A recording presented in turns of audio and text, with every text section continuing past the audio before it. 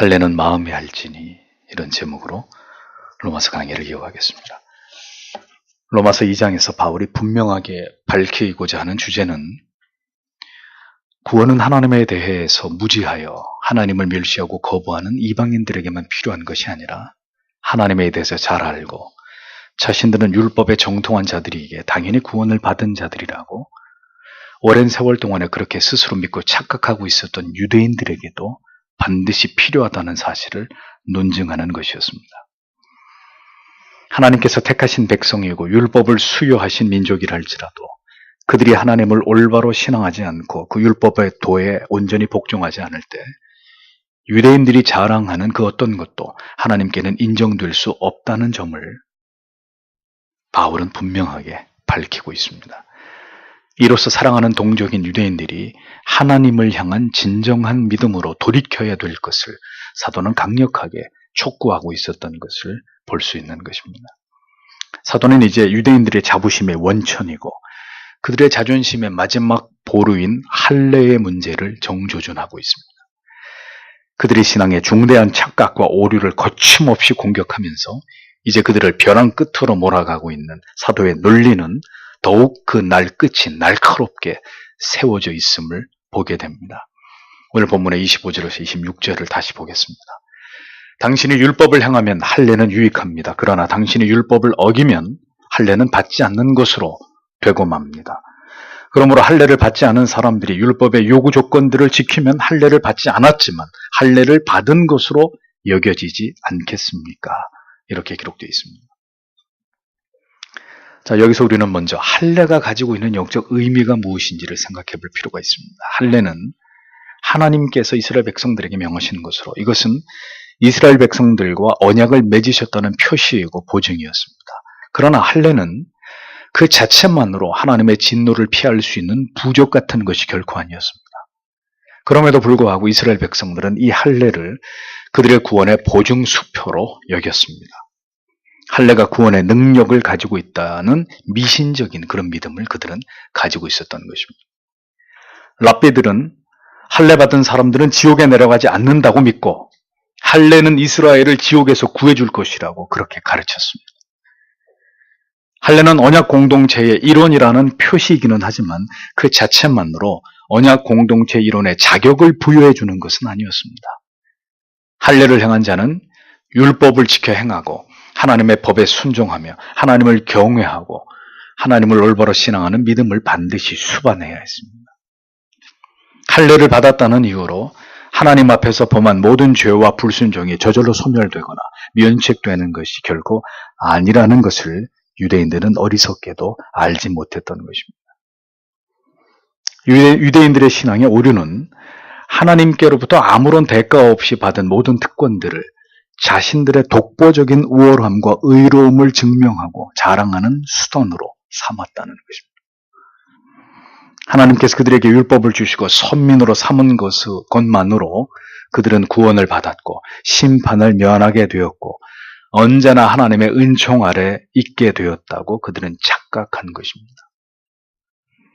하나님을 바로 알고 그 하나님을 알아갈수록 하나님을 경외하고 깊이 그분을 사랑하고 하나님의 뜻을 준행함으로 더 하나님을 영화롭게 위한 삶에 결단코 그들의 마음과 뜻이 고정되어 있지 않았다는 것이 유대인들의 신앙의 가장 큰 오류였다는 겁니다. 성도 여러분, 신앙에는 많은 오해와 오류들이 생겨날 수 있습니다. 그것은 하나님에 관해서, 하나님의 말씀에 관해서 보다 분명하고 확실한 지식과 깨달음이 우리에게 부재한 상태에서 우리의 신앙이 진행되어 나아갔기 때문입니다. 보다 깊이 하나님의 말씀을 통해서 율법과 규례를 통해서 하나님과 하나님의 뜻을 아는 일에 천착하지 않을 때 유대인들처럼 어리석게도 신앙이 크게 왜곡된 채로 그대로 굳어져 버리게 되는 심각한 문제를 야기시킬 수 있다는 것이죠. 예수 그리스도를 믿어서 구원의 감격을 맛볼 수는 있습니다. 그러나 지금 그자의 상태는 거듭난 중생한 하나님의 자녀의 상태이기는 하나 그는 여전히 그가 알아야 될 수많은 하나님에 대한 지식에 있어서는 부재한 것입니다. 하나님이 그에게 베풀어 주셔야 될 수많은 은혜에 대해서 아직 그는 체험하지 못한 상태에 지나지 않은 것이죠. 그러니 그런 상태에서 그 무지함 속에서 계속해서 그가 구원받은 하나님의 자녀일지라도 죄가 저질러지는 것은 불가피한 일이라는 것이죠. 사도는 말합니다. 그대들이 유대인으로서 즐겨 하나님을 경외함으로 율법을 지켜 순종했다면 그대들이 기쁘게 여기는 신자의 증표인 그 할례는 더 그대들의 신앙에 유익이 될 수 있을 것이다. 그러나 선민이라고 자부하면서 율법에 대해서 누구보다도 정통하다고 말하는 그대들이 하나님의 율법을 우습게 여긴다면 할례를 받지 않은 것보다 못하게 여겨질 수밖에 없지 않겠느냐. 이것이 사도의 설명입니다. 하나님께로부터 받은 율법에 대한 올바른 이해와 깨달음, 무엇을 받았는가 하는 것이 중요한 것이 아니라 그것을 주신 분이 누구이시고 왜, 무엇 때문에 그것을 우리에게 주시는지를 올바로 알고자 하는 마음이 더 중요하다는 것을 우리는 유대인들의 어리석은 신앙의 모습을 통해서 깨닫게 되는 것입니다.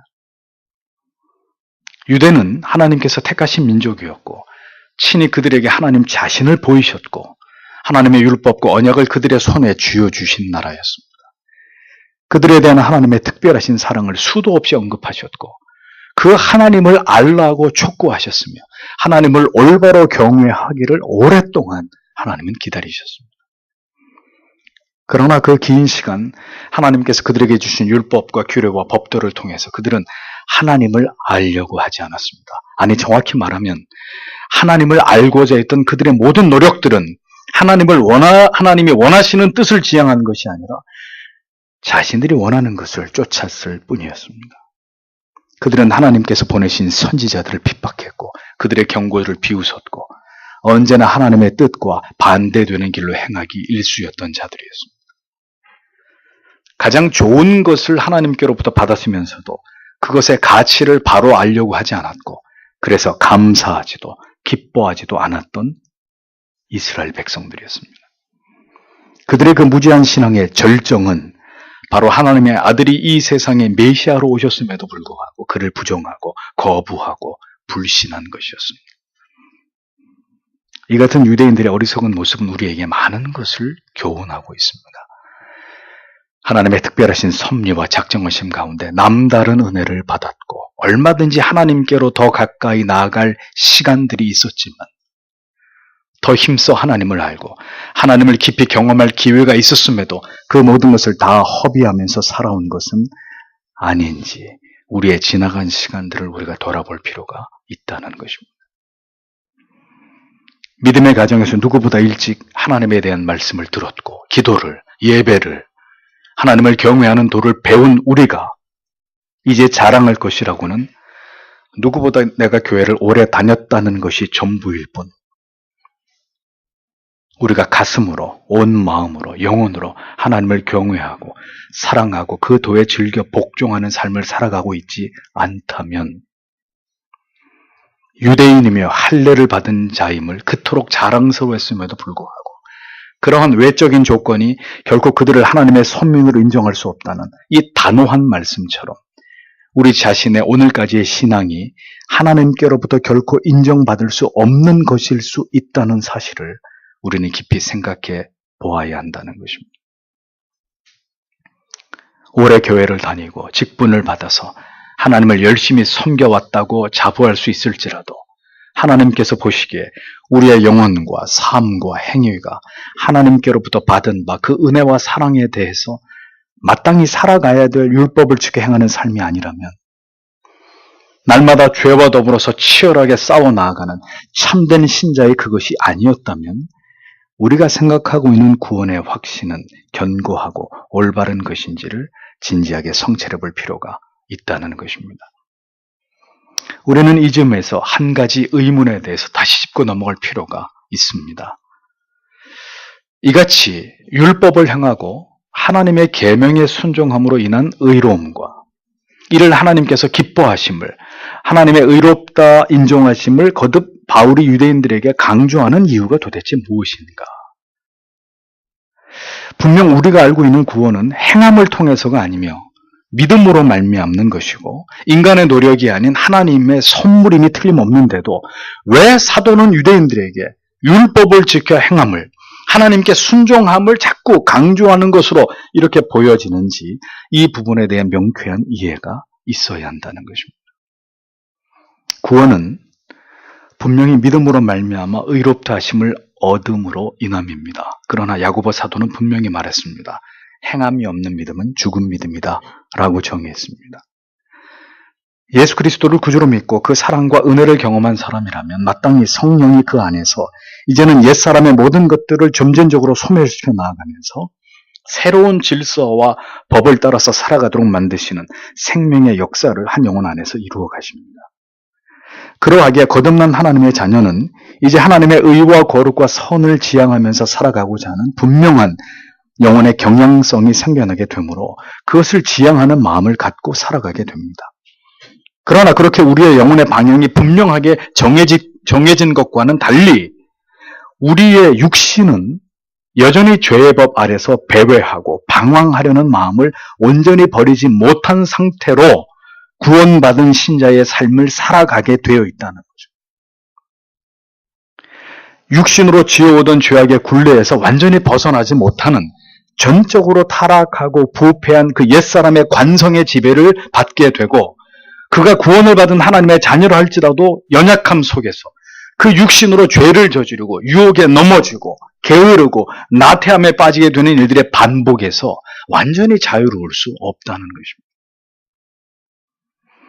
그러므로 성도는 끊임없이 경건을 훈련해야 되고 내주하시는 성령의 도우심을 간구하면서 하나님의 은혜를 사모함으로 죄와 더불어 싸워 나아가는 죄의 죽임의 거룩한 의무를 쉬지 않고 이루어가야 하는 거룩한 사명을 가지고 인생을 살아가야 한다는 것이죠.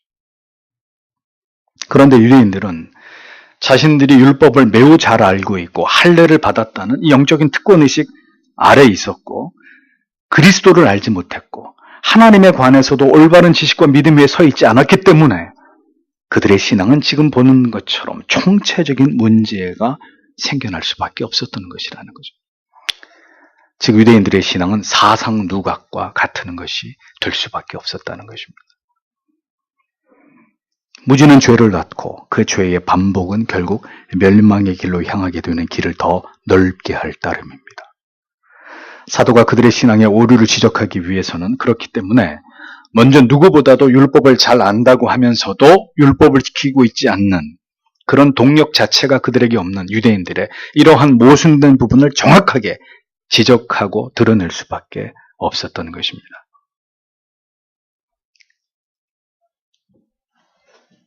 사도는 유대인들에게도 이방인들에게도 행함을 강조하는 것이 아니라 그들의 마음이 하나님과 하나님의 생명의 말씀에 대한 이해와 깨달음이 그들의 마음속에 없고 마음에서 비롯된 진실된 순종과 신앙의 삶이 그들에게 없다는 것을 지적하면서 그런 영혼의 상태에서는 아무리 그대들이 할례를 받았음을 자랑할지라도 그것은 하나님 앞에서 아무런 가치가 없는 것이다.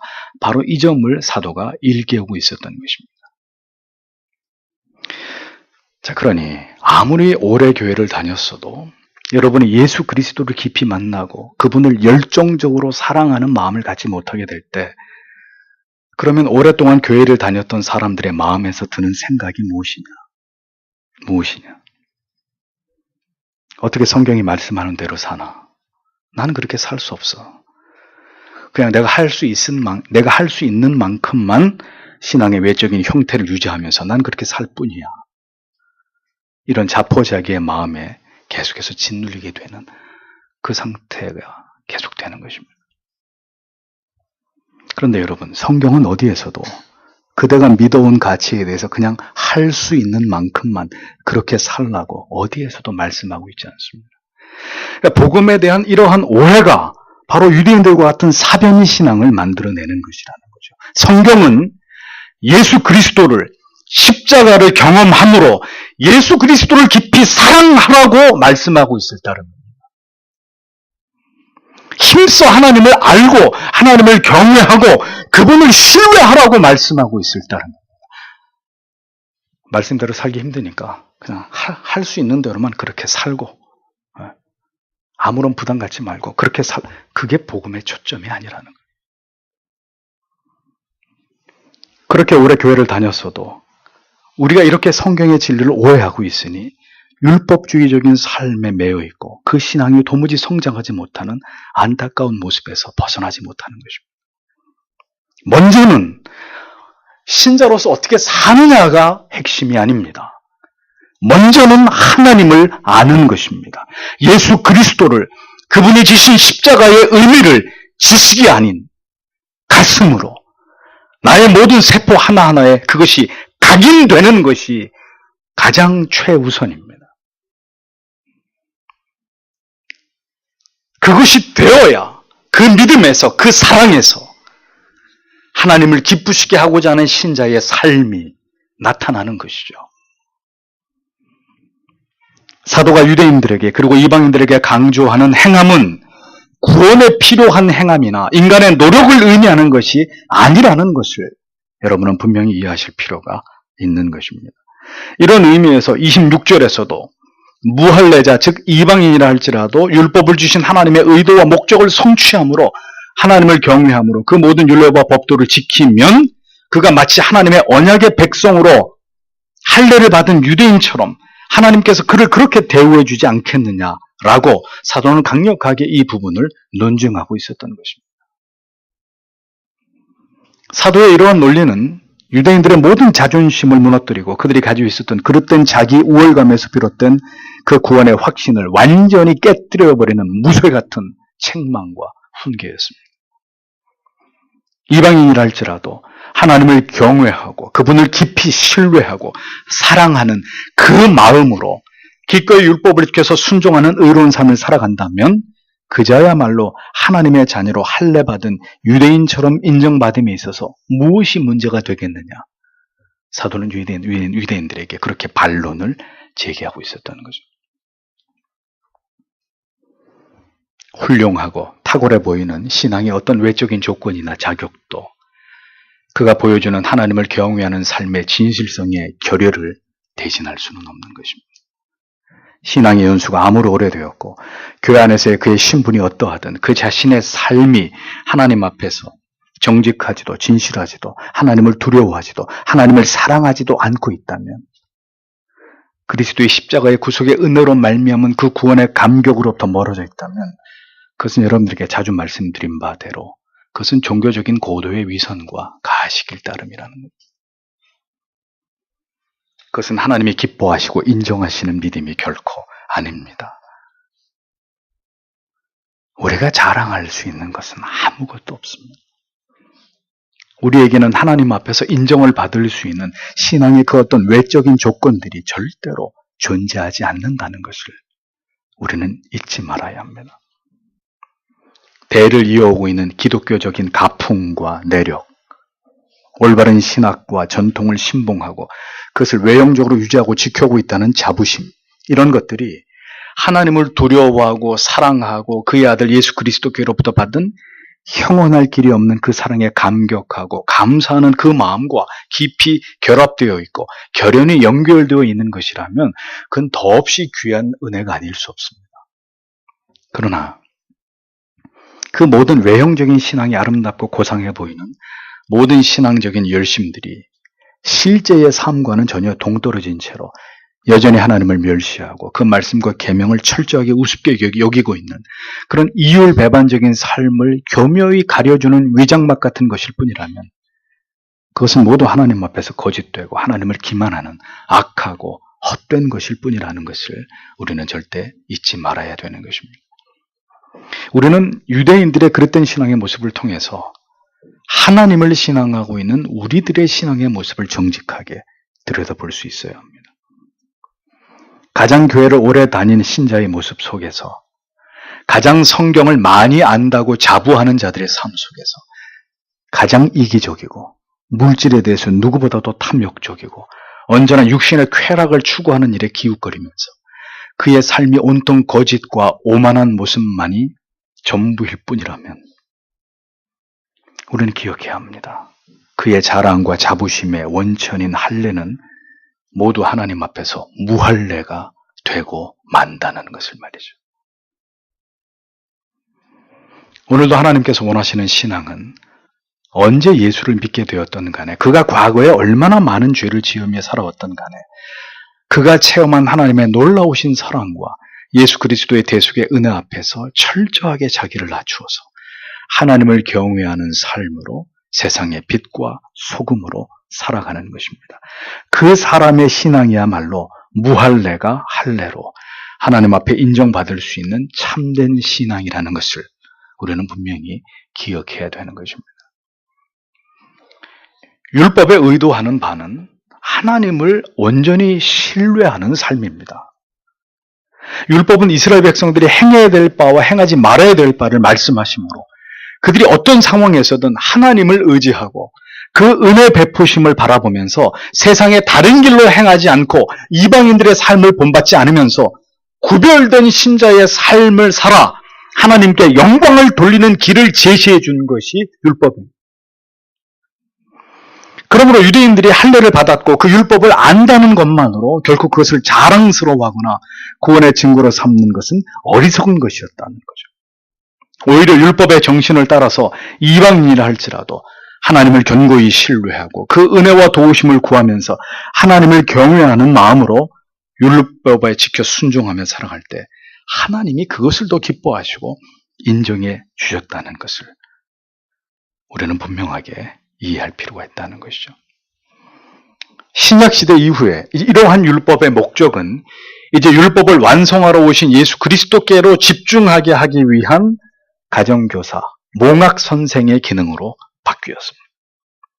율법을 통해서 죄를 깨닫고 인간의 힘이 무능함을 발견함으로 율법의 완성자로 오신 예수 그리스도를 더 사랑하고 신뢰하고 모든 죄인들이 모두 그분에게로 피하도록 만드는 역할을 율법이 모든 택자들 안에서 수행하게 되는 것입니다. 이제는 지킬 수 없는 율법을 지키는 자가, 율법을 지킴으로 의인이 되고자 하는 자가 의인이 아니라 오직 예수 그리스도를 구주로 영접하고 그 사랑에 빚진 마음으로 말미암아 힘써 하나님의 뜻을 지켜 살아가려고 하는 그 자가 의인이라 칭함을 얻게 되는 것이죠. 그러므로 사도 바울은 의도적으로 그의 논리가 할례나 무할례나 이제 그런 것이 더 이상 그렇게 중요한 문제가 될 수 없다는 결론으로 향하고 있는 것을 보여줍니다. 그 이유는 이제 그가 궁극적으로 도달하려고 하는 주제인 예수 그리스도로 말미암아 은혜와 구원이 가장 중요한 가치가 되기 때문입니다. 이 궁극의 복음을 이야기하기 위해서 사도는 지금 계속 논리의 다리를 놓고 있는 것을 로마서가 우리에게 보여주는 것입니다. 27절을 보겠습니다. 본래 몸에 할례를 받지 않은 사람이 율법을 온전히 다 지킨다면 율법의 조문과 할례를 가지고 있으면서도 율법을 어기는 당신을 심판하지 않겠습니까? 이렇게 기록되어 있습니다.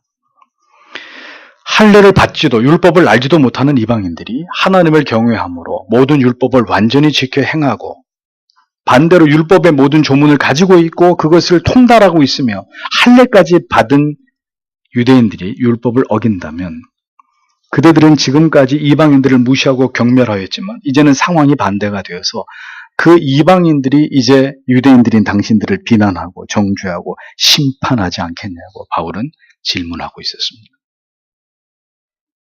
바울은 또다시 그러므로 율법을 아는 것이 중요한 것이 아니라 그 율법을 주신 하나님의 뜻을 알고 그것을 성취하고 그리고 그것을 지키는 것이 중요하고 그렇게 되지 않을 때 하나님뿐 아니라 이방인들에게도 궁극의 심판대 앞에서 유대인들은 심판과 정죄를 받을 수밖에 없다는 사실을 지적해주고 있었습니다.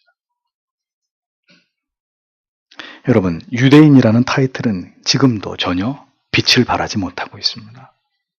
여전히 메시아를 부정하고 율법을 지켜 행하지 않는 유대인들의 이율배반적인 삶은 예수 그리스도의 복음을 통해서 하나님의 자녀가 되었고 율법을 따라 살아감으로 하나님을 영화롭게 하기를 원하는 모든 이 세계의 다른 열방의 신자들에게 지금 유대인들의 그릇된 신앙은 비판을 받고 있고 그들의 빗나간 신앙은 지금도 정죄를 당하고 있는 것을 우리가 보지 않습니까?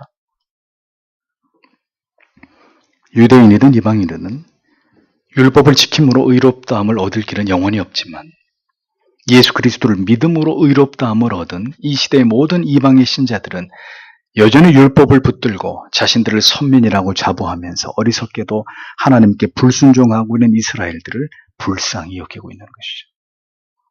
우리가 아는 정확한 복음을 통해서 저들의 신앙의 오류들을 우리는 그렇게 판단할 수 있는 사람들이 되는 것입니다. 이방인들이 유대인들을 그렇게 판단할 수 있다면 우리는 이제 심각하게 세상이 우리를 그렇게 판단하고 정죄할 수 있음에 대해서도 두려운 마음을 가져야 할 것입니다. 하나님을 경외하는 도를 알면서도 그 규례와 법도들에 향하지 않고 있는 교회와 교인들을 바라보면서 자신들의 나름의 양심에 비추어서 그리스도인들보다 더 도덕적이고 더 박애적이고 더 뛰어난 윤리의식을 가진 세상 사람들이 지금의 교회를 향해서 비난과 비판을 가하면서 신자들을 정죄하고 있는 이런 상황에 우리는 지금 직면해 있지 않습니까? 우리가 처한 모든 것에서 우리는 우리가 신자라는 이름만으로 이제 세상 사람들보다 더 정직하고 더 진실하고 더 선하다고 여기던 그런 때에서 훨씬 멀어졌다는 것을 우리는 실감하면서 살아가고 있습니다. 무엇이 잘못된 것일까요? 신앙은 결코 신앙이라는 이름의 울타리 안에서 스스로 안주하고 시간이 지날수록 하나님을 아는 지식에 있어서 자라지 못한 채로 자기의 생각 안에서만 그 신앙을 규정하거나 정형화하지 않는 것입니다. 이것이 신앙이겠지. 이것이 하나님을 사랑하는 것이고 이렇게 믿는 것이 전부이겠지. 이런 자기 중심적인 어리석은 생각들을 날마다 복음을 펼쳐서 그 속에서 하나님이 어떤 분이신지를 알아가는 것을 통해서 날마다 이런 것들을 도려내는 것입니다. 버리는 것입니다. 유대인들의 신앙의 몰락의 원인을 기억해야 합니다. 그들이 받은 율법과 할례가 그들의 구원을 보증해주는 특권으로 여겼지만 율법을 통해서 하나님을 알아가려고 하지 않았습니다. 율법을 주신 하나님의 뜻을 진리 안에서 깨달아가지 않았고 그로 인해서 하나님을 더 의지하거나 하나님을 더 사랑하거나 더 경외하지 않는 형식적인 신앙의 굴레 안에서만 안주하면서 자신들을 의롭게 여기는 착각과 오만에 그들은 빠져 있었습니다. 신앙이 그렇게 형식화되고 종교적인 습관으로 익숙해지는 것만큼 위험한 일은 없는 것입니다. 바울은 이제 유대인들이 생각하고 있었던 바로 그 종교적 위선과 자기들만이 가장 하나님을 잘 알고 있고 할례를 통해서 자신들이 받은 구원은 확고하다고 믿었던 그 어리석은 아집들 속에 무엇이 결여되어 있는지를 더 정확히 밝히고 있습니다. 28절과 29절에 겉모습이 유대인이라고 해서 유대인이 아니며 겉으로 몸에 할례를 받았다고 해서 할례가 아닙니다. 오히려 속으로 유대인인 사람이 유대인이며 율법의 조문이 아니라 성령으로 마음에 받는 할례가 할례입니다. 이런 사람에 대한 칭찬은 사람들로부터 오지 않고 하나님께로부터 옵니다. 라고 기록하고 있습니다.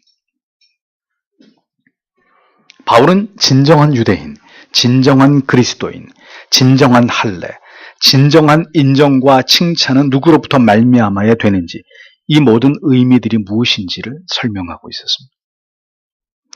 유대인들이 그들에게 보이던 특권, 그들이 외적으로 자랑하는 모든 것으로 말미암은 자기 우월감에 도취되어서 이방인들을 비난하고 판단하는 것에 대해서 바울은 유대인들의 그런 관점과 신앙은 하나님이 보시기에 절대로 올바르지 않다는 것을 분명하게 천명했습니다. 구원은 인종이나 혹은 할례의 유무로 결정되는 것이 아니라고 못 박으면서 겉으로 드러나는 혈통적인 유대인의 신분이나 눈에 보이는 율법에 기록된 조문을 소유함으로 말미암은 것이 아니고 오직 성령으로 말미암은 깊은 내면에 감추어진 그 마음의 할례로 말미암은 것임을 밝히고 있었습니다. 육신의 포피가 아니라 마음의 심령의 포피가 벗겨짐으로 하나님 앞에 의로운 자가 되는 것이고 구원에 이르게 되는 것이라는 진리를 역설하고 있었던 것이죠. 성령의 역사로 말미암아 주 예수 그리스도가 나의 구주 되심을 믿고 고백하면서 율법을 지켜 행하는 그 구별된 삶으로 하나님의 영광을 드러내는 그리스도의 보혈로 말미암아 정결케 된 심령과 마음으로 그렇게 성령의 할례를 받은 자가 비로소 하나님께 칭찬을 받고 인정을 받는 진정한 하나님의 자녀다라고 바울은 선포하고 있었다는 것입니다. 구원은 영혼의 깊은 내면의 변화로 말미암은 것입니다. 성령이 우리의 영혼에 두텁게 붙어 있었던 그 각질들을 벗겨내는 것으로, 그 죄 아래서 하나님을 불시하고 하나님을 멸시하고 하나님을 알기 원치 않았던 그 불신앙의 껍데기들을 잘라내는 것으로 한 성도의 영혼 가운데 임하는 것이 구원입니다. 자신이 죄인임을 깨닫고 그것을 깊이 자인하면서 모든 죄를 회개함으로 그리스도께서 이제는 나의 구주 되심을 믿는 그 영혼의 고백을 통해서 회심의 은혜가 깃드는 것입니다. 신체의 일부를 덮고 있는 가죽을 잘라내는 것으로 구원이 확정되는 것이 아니라 마음의 본성 전체가 잘려나가는 것. 그것이 진정한 구원에 이르는 믿음인 것을 사도는 분명하게 설명하고 있었던 것입니다. 예수 밖에 있던 내가 완전히 도려내어짐을 당하는 것. 마음과 영혼의 할례, 그것이 바로 구원이라는 것입니다. 중생한 그리스도인의 영혼의 모습이라는 것입니다. 그렇게 하나님을 부인하고 그리스도를 욕하던 무지 가운데 있던 육의 사람, 그 전체가 죽어버리는, 그것이 바로 진정한 성령의 할례라고 성경은 말씀하고 있는 것입니다. 여러분, 무엇으로 우리가 신자인 것을, 구원받은 하나님의 자녀인 것을 증명할 수 있습니까? 신자됨은 우리가 자랑할 수 있는 어떤 외형적인 모습들이 아닙니다. 진실로 그의 영혼이, 그 내면이 성령으로 말미암아 할례를 받음으로 그로 인해서 그의 외적인 삶이, 그 삶의 궁극의 지향점이 서서히 변화되어가는, 거룩해져가는, 그것이 바로 온전한 신앙의 모습이라는 거예요. 무엇인가 안에서 가득 찬 것이 밖으로 드러나게 되는 것이 신앙입니다. 그리스도가 내 안에 들어왔기 때문에 모든 죄된 것들이 밖으로 밀려나가고 그것을 싫어하고 미워하고 정죄하게 되는 것이 신앙입니다. 그런데 그리스도가 내 안에 들어오지 않았는데 율법만으로 자기를 정죄하고 자기를 비난하고 자기에 대해서 절망하고 그 율법의 눌림 안에서 오늘도 고통스러운 삶을 살아가는 것은 그리스도 안에 있는 삶이 아니란 말이에요. 그는 그리스도를 만나지 않은 자이기에 늘상 들었던 율법의 말씀을 통해서 끊임없이 자기를 정죄하고 있는 그 굴레에서 벗어나지 못하는 것이라는 거예요. 안에서 뒤집어진 것이 이제 삶을 통해서 조금씩 드러나고 그 썩어 문드러지는 것들이 다 빠져나가고 복음의 진한 향기가 서서히 그의 인격 속에서 풍겨나는 게 되는, 그것이 예수 그리스도를 신앙하는 것이라는 말이죠. 세례를 받음으로도, 이미 소멸된 방언을 구사하는 것으로도, 몇 대에 걸쳐서 예수를 믿고 있는 가풍으로도, 교회 안에 어떤 직분이나 직함, 신앙의 연륜으로도, 내가 무엇인가 성경과 교리를 많이 알고 있다는, 그래서 다른 지체들의 신앙을 언제나 평가하고 정죄하는 그 우월감으로도 결코 우리의 신앙의 올바름이 하나님 앞에 증명되거나 인정받을 수 없다는 것을 잊어버리지 마십시오. 오히려 그런 모습은 여전히 우리의 영혼이 할례받지 못했다는 것을 여실히 드러내는 증거일 뿐입니다. 하나님 앞에 서게 될 때는 영혼의 할례를 받은 이방인들이 육신의 할례를 받고 율법을 소유했던, 그러나 이름뿐이었던 유대인들을 심판하고 정죄하게 될 것입니다. 성령을 통하여 마음의 할례를 받아서 오직 참된 믿음을 그 영혼 가운데 소유한 자만이 영원히 빛나는 천국의 주인이 될 수 있는 것입니다.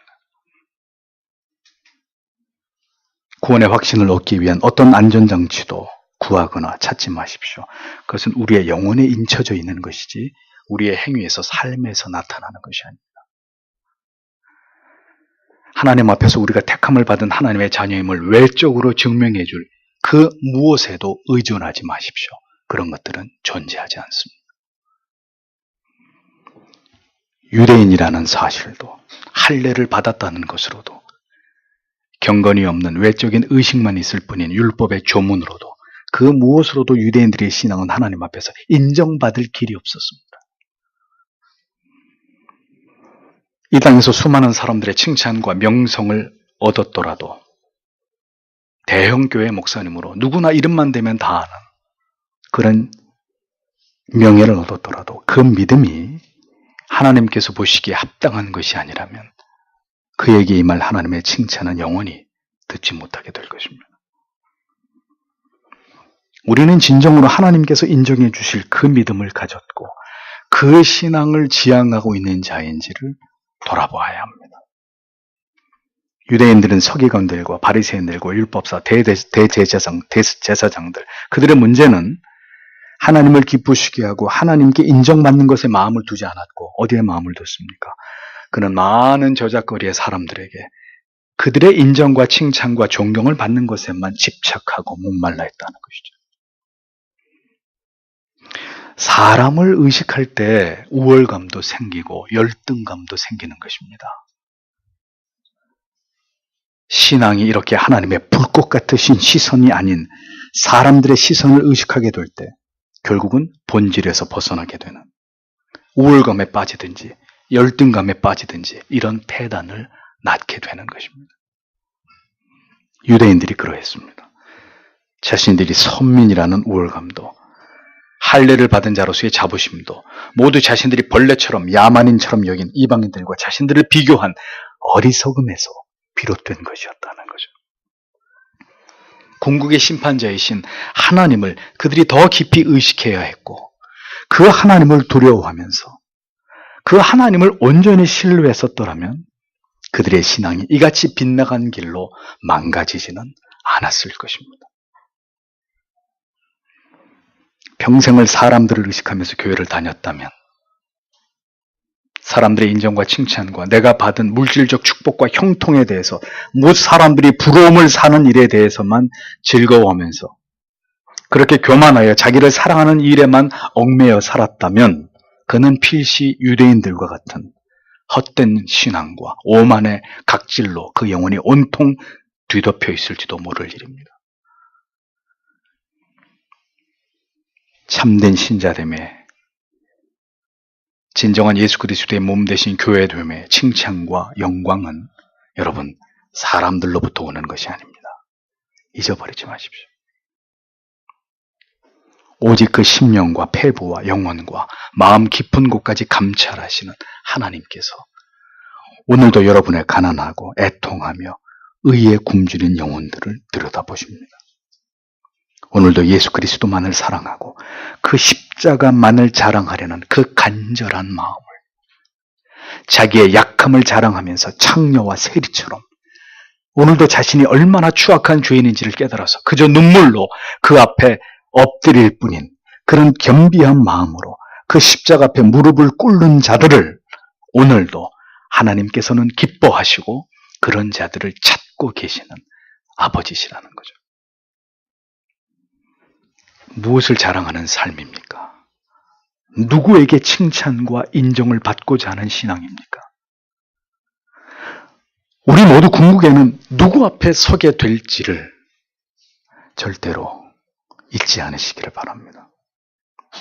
무엇으로도 우리를 포장하거나 우리를 감출 수 없습니다. 오늘도 우리의 모든 것이 벌거벗은 듯이 하나님 앞에 다 드러나고 있습니다.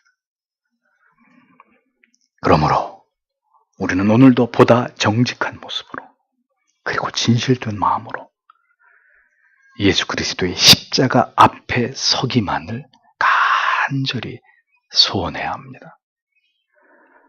어떤 모습이든 우리 구주 예수 그리스도께서는 오늘도 주 앞에 겸손히 엎드린 그 죄에 찢기고 세파에 무너진 그런 가난한 영혼들을 모두 용납하시고 긍휼과 자비를 베풀어 주기를 원하시는 주님이시지만 돌처럼 굳은 마음과 얼음처럼 차가워진 그런 자신의 영혼을 뒤로 감춘 채로 오늘도 아무렇지도 않은 척 한 거룩한 종교인의 모습으로 자기를 사랑하고 자기를 자랑할 만한 모든 것에 자신의 초라한 영혼을 숨기고 있는 자들을 오늘도 주님은 분명히 알고 계십니다. 그렇게 오늘도 율법과 할례 받음만을 자랑하면서 유대인의 코스프레를 하고 있는 교회 안에 있는 어리석은 모든 영혼들을 향해서 오늘도 주님은 차가운 눈빛으로 그들을 바라보고 계시는 그리스도이심을 우리는 기억해야 합니다.